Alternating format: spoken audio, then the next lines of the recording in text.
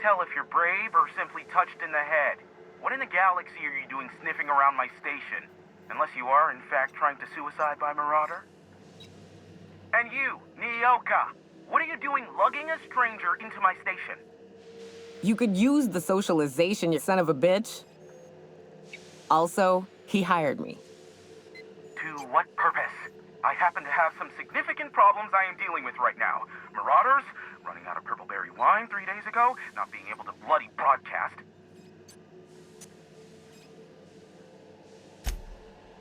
No. We'll deal with information-related business later. As I said, there are bigger problems threatening my life and livelihood at this very moment. The Marauders want me dead. And since my hired hands have clearly turned idle, it appears I need you to clear out the threat. As my newest contractor, you may call me the Broker.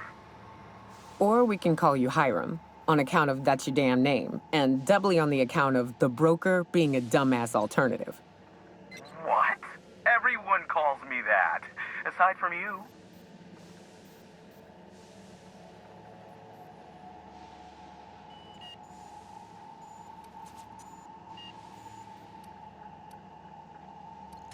You're here, and you're armed, aren't you? The feed's gone grainy, but it looks like you're packing deadly force. I know Nyoka is, for sure. I barricaded the broadcast center, but I can only hold out for so long. Clear the Marauders out, and I'll pay you double the going rate. They destroy the transmission equipment, and I'll be out of business. The elevator and doors to the second floor are back online. Hurry before I have to lock them down again.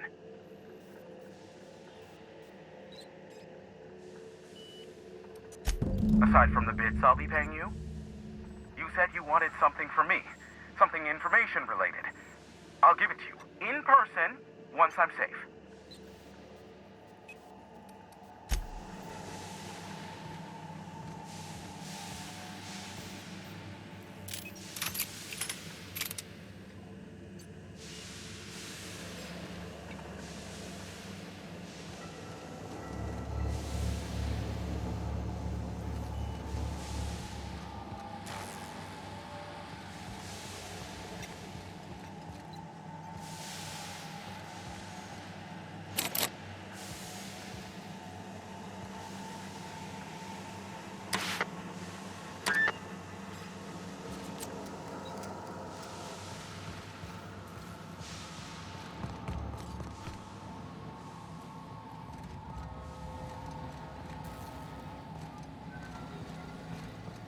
Hey, elevators to your right. Get ready.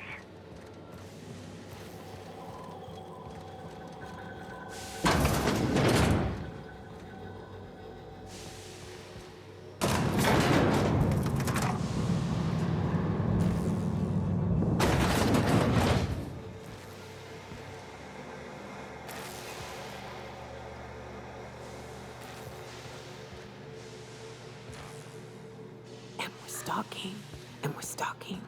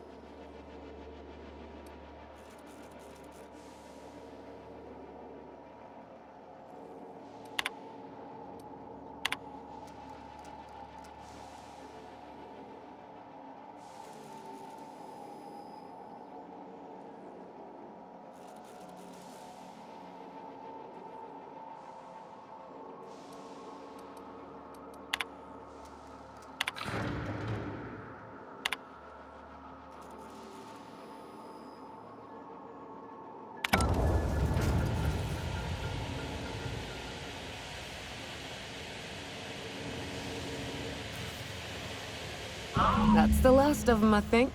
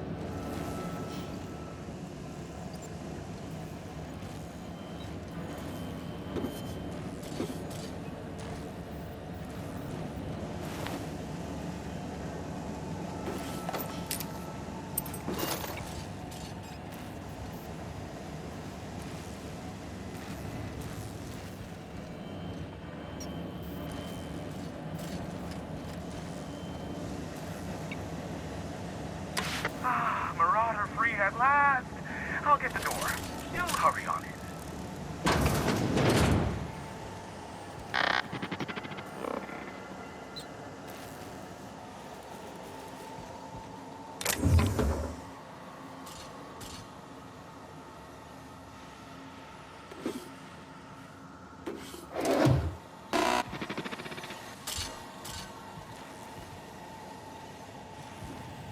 Never thought I'd be ecstatic at having the walls painted in blood, but seeing as it's not mine, I'd say this calls for a celebration. My compliments on your improvised utilization of the fire suppressant system. I would expect nothing less from one of Nyoka's associates. As usual, I'll take that as a compliment. Of course. This ought to square our debt. One hefty payment for a highly valued service rendered. But, I admit, I do wonder why Nyoka has brought you to me. Allow me to pose my question in another manner. Why, in the nebula, are you here?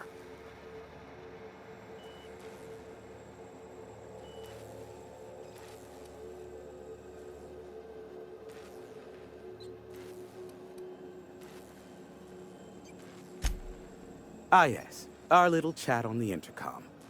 You're looking for the premier broker for all of Monarch, which you knew was me, clearly. Phineas must have sent you. He's the only one insane enough to send someone to Monarch to rush me. I knew it was only a matter of time before he came a-knocking. Look, I might be late, but I fulfill my contracts, always. Oh, you do you? I have lost track of the number of beers you owe me for chasing Raptidons off your stoop. Careful, I know that line. I use it all the time. I take offense to that. Look, okay. It might take me a while this time.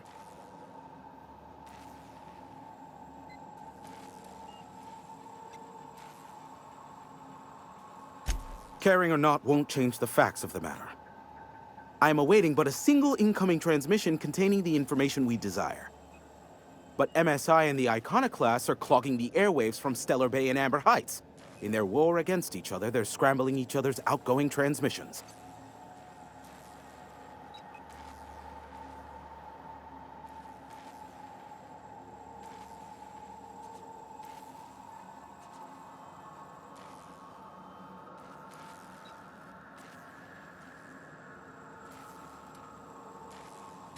The bandwidth! There's too much blasted background noise. Nothing gets through but their local broadcasts. Which of course has inadvertently affected the incoming port and my livelihood.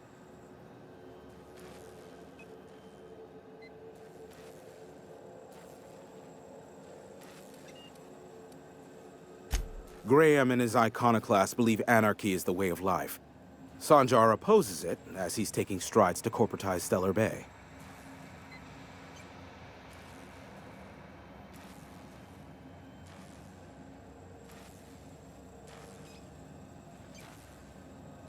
No, they're jamming the limited frequencies we have at our disposal.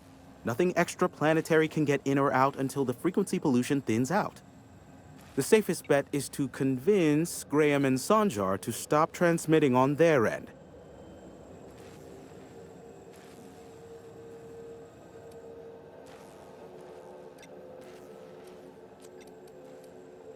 You do that, I'll be here, waiting on the receiving end. Luck be with you. I have a feeling you'll be needing a pinch of it, plus a vat of patience. Is that a trick question? Because to answer it, you'd need to pay me. Of course, I could offer you a vastly more interesting bit of data instead. Try me. Ask me anything you'd like. I'll even offer it for free. We'll call it an exchange for your help with the broadcasts. Ask me what you will.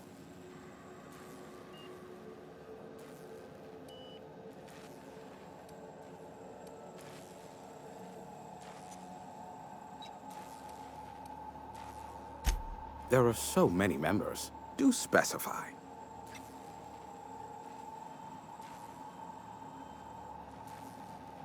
If you try to cite me on this, I will deny. Do you understand?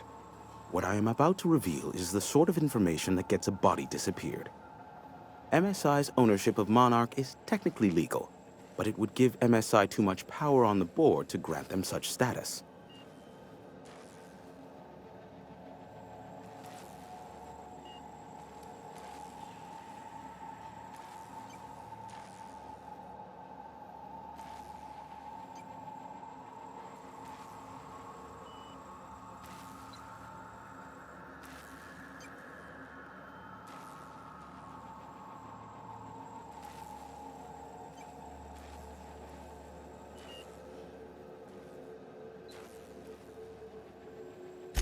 Exactly. But you didn't hear so much as a whisper of such from me.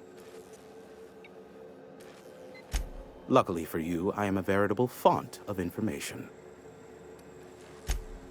They are a curious lot. Insufferable. And short-sighted, too. What else do you wish to know?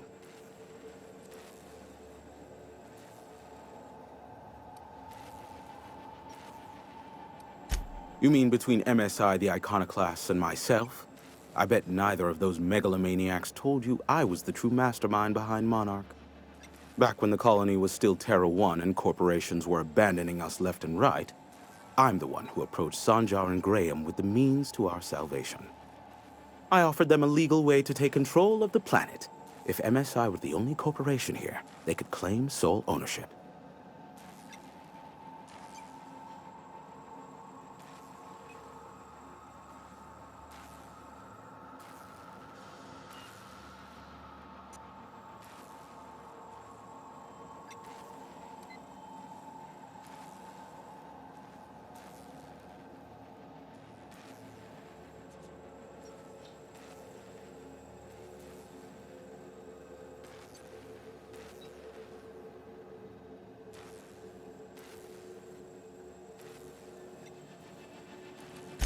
Precisely. The other corporations were fleeing because of the hazard clause declaring Terra 1 uninhabitable.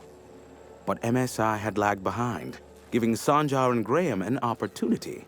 Take over MSI, stay here while the other corps left, take over the planet.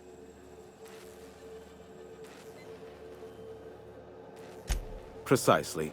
Without me, they never would have done more than play Revolution in hushed whispers over scuzzy kale ales in the tavern.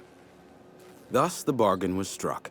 They could run MSI while I would operate Devil's Peak Station. Unfortunately, relations have soured over time.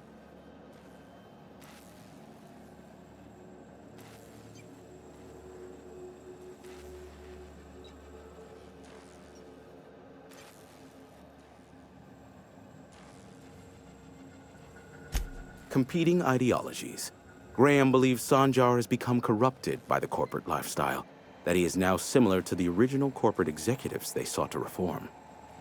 And Sanjar has learned the hard way that Graham is quite morally gray.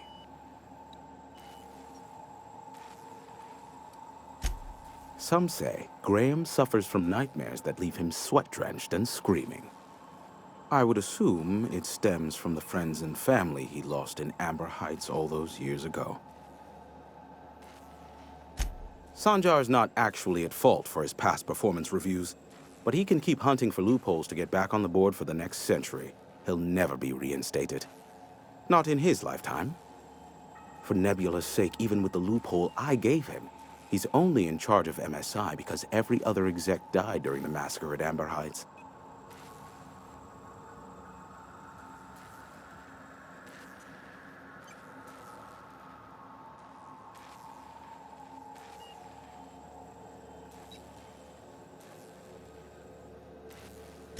I gave Sanjar and Graham legal information that would allow MSI to own Terra 1 once the other corporations had abandoned the planet.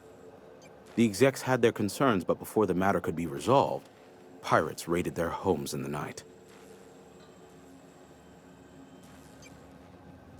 Luckily for you, I am... Not much, admittedly. Phineas has been in hiding for the past 35 years. He got in touch with Nyoka first, who I use as a physical go-between. The rest is history. As far as what's between us, I mean. Outside of that, well, that's a Raptidon of another color. I do know this much. There is a sharper side to the good scientist than you'd expect. If allegations are to be believed, the experiments he conducts for the greater good are in fact treasonous and for self-gain. I am not convinced as to the validity of these allegations, considering the source, but I am also not unconvinced either.